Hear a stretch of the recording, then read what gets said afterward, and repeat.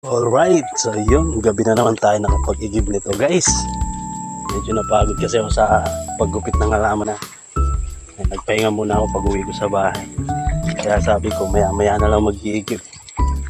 Kaya ito, igib na naman tayo sa madilim na lugar. Yun, madilim. So dahil nag-iigib tayo, meron na naman akong kwento. Karanasan na naman ito. Grabing karanasan na naman ito guys. So yun nga, habang nag-iigib ako nito ng isang gabi rin, doon parehas din doon sa may ano, parehas din doon sa may doon. So, mayroong nakatalikod. Tinignan ko ano kaya yun, mahaba yung buhok. Kita ko naliligo siya, pero bakit naliligo siya? Ang dilim doon, sabi ko sa isip ko. Tapos sabi ko sa kanya, di ka ba nilalamig? Tsaka di ka ba natatakot dyan? Ang dilim-dilim dyan, sabi ko.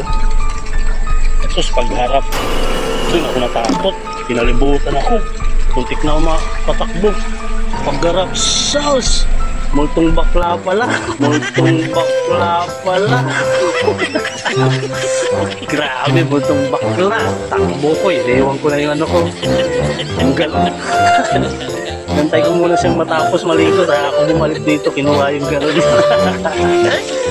Okay, tapos na ako. Yun lang. Thank you for watching. Let's go to bro.